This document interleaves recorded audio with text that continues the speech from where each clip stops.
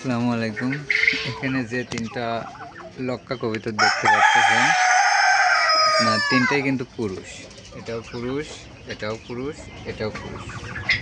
এদের জোড়া কেনা হয় নাই, এই জন্য এদের তিনজনকে আপাতত এখানে রাখছি। কালকে শনিবার হাটে গিয়ে তিনজনের তিনটা মাদি কিনে আনতে হবে। যদি পাই ভালো মাদি, রানিং মাদি যদি পাই, তাহলে তিনজনের জন্য তিনটা আর কি বউ কিনে আনবো।